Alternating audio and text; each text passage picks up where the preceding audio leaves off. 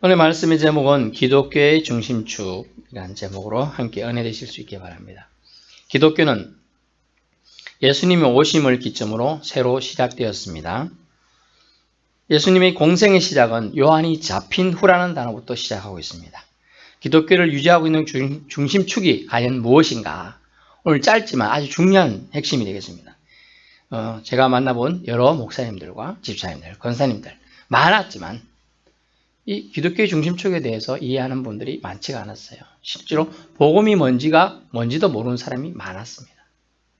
그것에 대해서 오늘 짧지만 이곳에 오신 모든 분들은 복음이 무엇인가에 대한 또 하나님 우리에게 오늘 중심축에 대한 얘기를 하실 텐데 잘 새겨듣고 영적인 양식으로 삼으실 수 있게 바랍니다. 첫째, 기독교를 유지하고 있는 중심축은 첫째, 하나님의 나라입니다.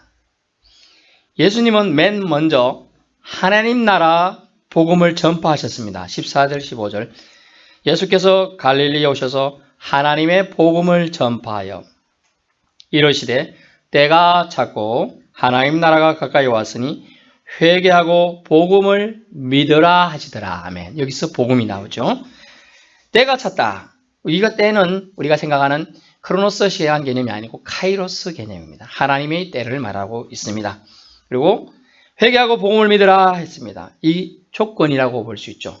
천국, 즉 하나님 나라 들어가는 입성 조건이 뭐냐? 회개의 영이 머무는 자, 이런 사람이 들어갈 수 있다는 거예요. 내가 죄인이었었구나. 교만했었구나 옛날에. 하지만 이제 예수 그리스도의 영으로 내가 깨끗해졌고 겸손한 영을 사모하는 사람이구나. 이것이 회개의 영이 머무는 자예요. 그렇지 않은 사람은, 회개의 영이 없는 사람은 회개하지 않죠. 물론 자기가 죄인이었다는 사실을 인정하지 않습니다. 내가 왜 죄인이야? 라고 생각하게 됩니다. 회개, 그 다음에 복음을 영접한다. 그것이 하나님 나라에 들어갈 조건이에요. 복음을 영접한다. 복음을 믿으라고 했잖아요. 거기 영접이라는 단어입니다. 복음이 뭐라고요? 지난번에 유앙겔리온이라는 단어를 썼는데 복된 소식이지요. 복된 소식, 기쁜 소식입니다. 그것이 뭐냐 하면 하나님 믿으면 영생을 받는다는 것이 복음이에요. 아멘.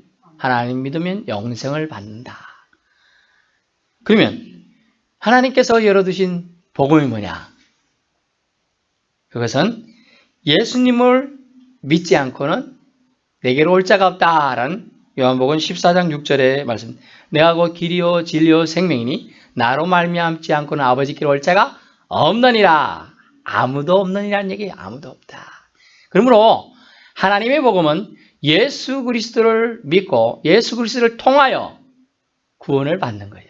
그러면 우리가 예수님을 하나님 믿는데 어떻게 믿습니까? 라고 질문하면 예수님을 통하여 믿습니다.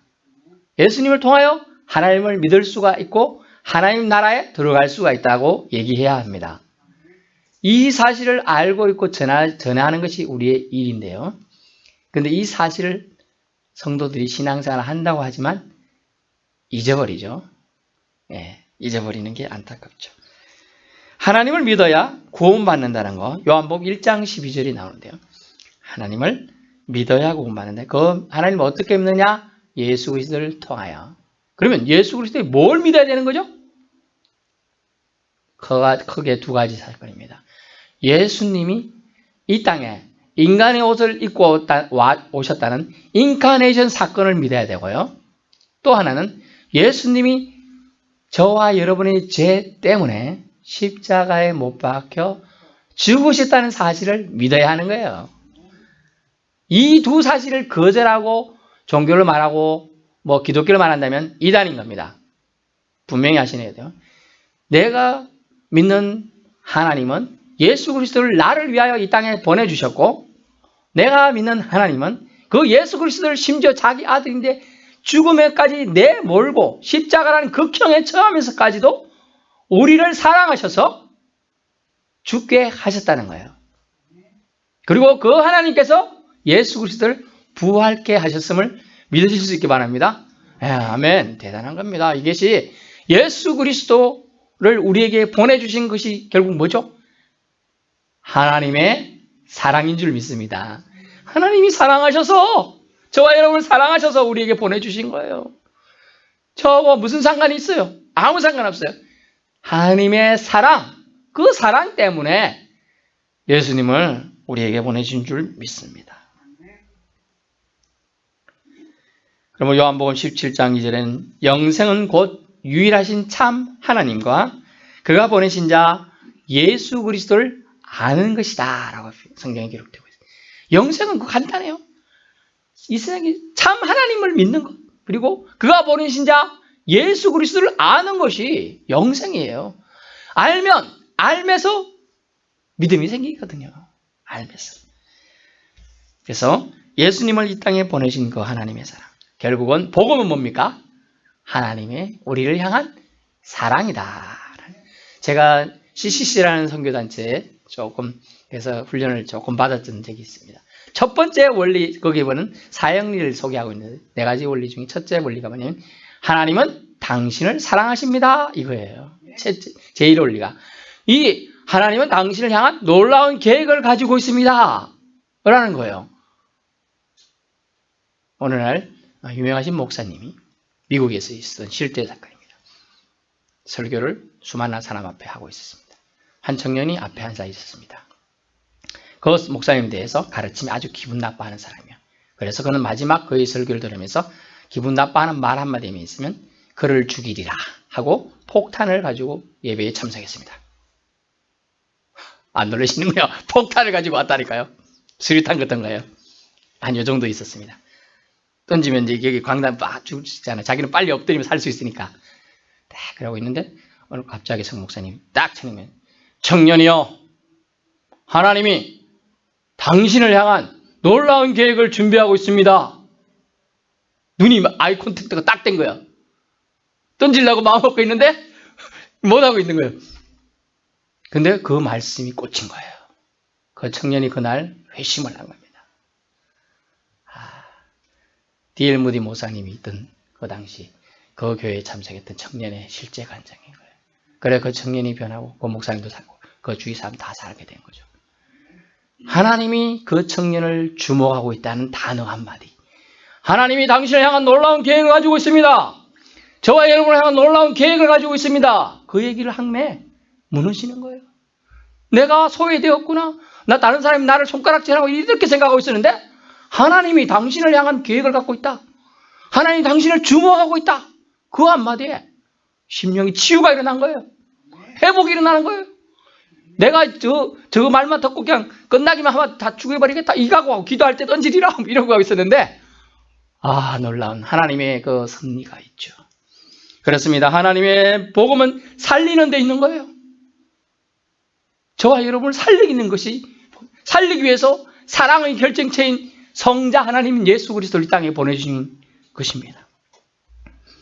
그래서 하나님 나라는 오늘 본문에는 지역적인 위치를 말한 것지만 지역적인 위치가 아닙니다. 공간적인 개념도 아니에요. 건의와 지배적인 의미인 통치 개념이에요. 레인을 나타내는 통치 개념입니다. 통치. 어떤 통치나 영적인 통치를 뜻하는 겁니다. 사도 바울은 로마서 14장 17절에 하나님 나라에 대한 설명을 해주고 있는데요. 하나님 나라는 성령 안에서 의와 평강과 희락이라. 그래서 하나님 나라가 이곳에 있나 없나, 내가 속한 사회, 지역, 마을, 가정에 있나 없나를 아는 기준은 성령 안에서 의와 의로움과 평강과 희락이 그곳에 있나 없나로 알 수 있는 거예요. 우리가 속한 것에, 내가 속한 것에 의로움이 있는지, 평강이 있는지, 희락, 즉 기쁨이 있는지를 보면 알 수가 있는 거예요. 그러면 그것이, 그런 부분, 의와 평강과 희락이 있으면 하나님 나라가 그곳에 있는 거예요. 아멘? 여러분이 계신 곳에 만약 여러분이 꼭 피스메이커가 아니더라도, 평화에 이렇게 만드는 사람이 아니더라도 평화로워. 나 때문에 주위가 평화로워. 평강이 넘쳐. 나 때문에 누군가 웃어. 그러면요, 기쁨이 있어, 그 사람이. 하다못해 자기 집에 온 손님한테 가몽실 주는 것처럼, 주도 먹는 사람이 기쁘고 또 주는 사람이 기쁘고 이런 것처럼 그런 기쁨이 있다. 그러면 그것이 뭡니까? 그 자리가 하나님 나라인 겁니다. 하나님 나라가 우리가 생각하는 거창하게 물론 그런 나라는 예수 그리스도가 재림시에 있습니다. 하지만 지금 그럼 이 땅에는 없나요? 아니에요. 우리가 생각하는 천국 개념은 우리가 죽어서만 간다. 그게 아니고요. 하나님의 통치, 의와 평강과 희락이 있는 통치, 그것이 하나님 나라라는 겁니다. 믿으실 수 있게 바랍니다. 믿어지는 게 은혜입니다. 믿어지는 게 은혜. 그래서 이와 같은 하나님의 영적인 통치로서의 하나님 나라는 예수 그리스도의 오심으로 성취되어졌습니다. 초림 예수로. 하지만 궁극적인 완성은 주님이 다시 오실 재림시에 완성된다는 겁니다. 두 번째는 뭐냐 하면 기독교를 유지하는 중심축. 두 번째. 좀 전 첫 번째 뭐였어요? 계속 무슨 얘기했죠? 하나님 나라, 복음에 대한 얘기를 했습니다. 두 번째는 사람입니다. 사람. 제자이죠. 여러분, 나라가 구성되는 세 가지 3대 요소가 뭐가 있죠? 초등학교를 잘 나오신 분은 기억하는데 사모님은 초등학교를 질문할까 봐 잘 안 봅니다. 일부러. 뭐가 필요하죠? 하나님 나라의 국민, 주권, 또 뭐가 있어요? 예, 땅이 필요하죠. 영토가. 자, 하나님 나라. 지구 세상의 나라도 주권이 있고 영토, 땅이 필요하고 그 다음에 뭐 이런저런 필요한 것들이 있는 많잖아요. 근데 세 가지가 필요해요. 하나님 나라도 주권, 하나님의 통치가 있어야 되고요. 그리고 하나님 믿는 백성이 있어야 돼요. 아무리 한 나라가 있는데 하나님을 섬기는 백성이 한 명도 없으면 뭐예요? 무용지물인 거야. 사실은 교회 외형적인 교회들 얼마 많습니까? 서울은요, 한 건물에도 몇 개씩 있어요. 서울에는 한 건물에도 파만 달아면 막 계속 있어요. 제가 5층짜리 건물 먼저 있는데 1층부터 다른 교회들이 쫙 있는 교회도 봤어요. 건물도. 근데 수많은 교회들이 비어 있어요. 외형적인 건물은 있습니다. 그러나 사람이 없으면요, 헛일이죠. 똑같이 하나님 나라도 하나님 믿는 백성이 있어야 되는 거예요. 그것이 하나님 나라의 구성 요소인데 하나님은 그것을 오늘 예수 그리스도는 두 번째로 제시한 거예요. 중심축은 사람입니다. 사람. 어떤 사람? 제자를 말하고 있어요. 제자. 어떤 할머니가 대학생의 선교로 인하여 예수님을 믿게 되었어요.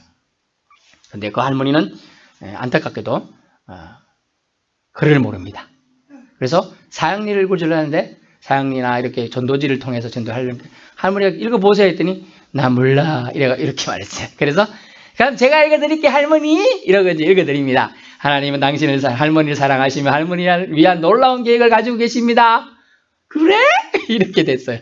그렇게 얘기하다가 할머니가 그럼 나 예수님 믿을래 이렇게 되겠어요. 예수 믿고 나서 너무 좋았어요. 기뻐요.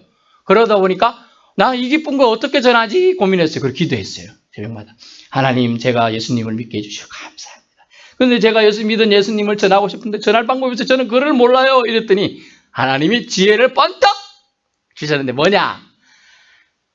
너도 똑같이 가가지고 난 잘 안 보이니까 네가 가서 좀 읽어줄래? 이러면서 그 학생들한테 가라는 거예요. 그래가지고 벤치 앉아있으니 글을 들고 있어요.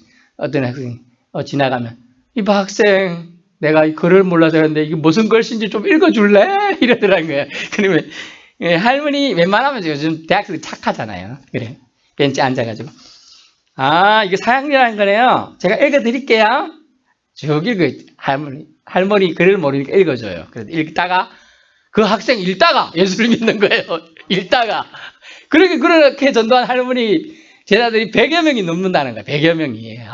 얼마나 은혜인가 몰라요. 지혜 주면 하나님이 지혜 주면 그게 된다는 거예요. 나는 그걸 몰라도 본인이 읽다가 예수 믿는데 뭐 그런 일이 일어나게 하는 것이 하나님이에요. 그래서 하나님은 만약 우리 손주 중에 예수님 잘 안 믿으면 그러라는 거예요. 전도지 하나 교회에서 드릴 테니까 갖고 가서 손주야 내가 그걸 몰라서 네가 좀 읽어줄래? 이렇게 하라는 거예요. 그러면 읽어주다가 손주가 예수님 잘 믿게 된다는 거예요. 아니면 성경책 있으니까 성경책 몇 장 좀 읽어줄래? 이렇게 하라는 거예요. 한번 해보시길 바랍니다. 그래서 두 번째가 바로 사람, 제자라는 거죠. 그래서 하나님 나라 하나님 복음을 전하기 위해 예수님은 제일 먼저 제자를 부르시는 일을 맨 처음 하셨습니다. 오늘 본문에 자신이 모든 것을 전하기 위해서가 아니라 자신을 통해서 제자들이 하게끔 하기 위해서입니다. 제자들이 영원 구원의 일을 하는 것을 주님은 더 원하셨던 것 같아요. 제자들은 공의 순종하며 예수님의 부르심에 반응하며 오늘 나아가고 있는데요. 하나님 나라가 하나님의 복음이 무엇인지 알지도 못하면서 사실은 이들은 제자로서 부름을 받았죠. 오늘 본문에 보니까 네 제자들이 나오는데요. 누가 나옵니까?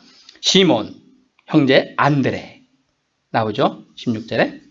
그 다음에 들어가다 19절에 세베대의 아들 야고보, 그 형제 요한, 4명이 부름을 바꿔야 되는 장면이 나옵니다. 오직 순종의 모습으로 이 제자들은 나아가게 되죠. 사실 제자라고 할 수는 없어요. 그냥 부름받은 사람들이에요. 처음에는. 훈련이 돼야지 제자가 되는 겁니다. 그리고 거기에는 그들이 예수님을 따라가는 데는 몇 가지 대가가 필요했습니다. 대가가. 18절에 보니까 곧 그물을 부려두고 따르니라. 20절에 아버지를 사꾼들과 함께 버려두고 따르니라 돼 있어요. 버리는 표현은 좀 그렇습니다만 버리는 희생, 즉 포기의 희생이 따랐습니다. 우리는 아직 육을 입고 있어서 동시에 존재할 수가 없잖아요. 동시에. 지금 이 자리에 있는데 집에 있을 수도 없고 일하는 자리에 있을 수도 없고 서울에 가 있을 수가 없는 거예요. 우리는. 그건 뭘 말합니까? 우리가 세상과 주님을 같이 섬길 수 없다는 걸 말하고 있어요. 그리고 재물과 주님을 겸하여 섬길 수 없다는 걸 말하고 있는 거예요. 그래서 포기라는 희생이 동반된다는 걸 오늘 제자들을 부르는 과정 중에서 나타내고 있습니다. 예수님을 따르는 길은 희생이 동반된 길이었습니다. 그물, 즉 넷, 망이라고 하죠. 망, 재산가치 하고 아버지 또는 사꾼들, 사람들, 인간적 유대 가치들 그걸 버려야 한다. 왜냐하면 하나님 나라는 물질 가치와 세상 가치, 또 인연, 가족 이런 기준에 묶여있지 않은 더 큰 개념이기 때문에 그래요. 더 큰 개념, 더 큰 세계의 가치가 있기 때문에 하나님은 그런 희생 가치를 네가 맞바꾸서라도 나를 취할 수 있겠느냐라는 거죠. 또 전에도 말씀드렸지만 밭에 일하다가 자기 땅이 아닌데 개간하다가 보물이 숨겨진 가득 담긴 상자를 발견한 얘기를 했었잖아요. 예전에. 그러면 어쩐다고요? 자기 가진 걸 다 팔아가지고 그 밭을 산다 그랬어요. 그 천국 가치가 그렇다는 걸 말하고 있는 겁니다. 너무나 중요한 가치 때문에 다른 것은 안 중요하다는 얘기가 아니에요. 다른 것을 챙길 시간이 없는 거예요. 어떻게 보면. 그 중요한 가치를 차지하기 위해서. 기독교의 중심축은 먼저 하나님 나라였습니다. 복음. 두 번째 뭐였습니까?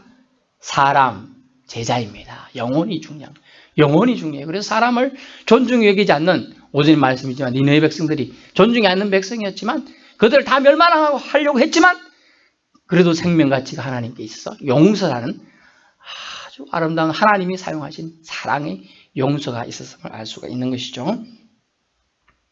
결론입니다.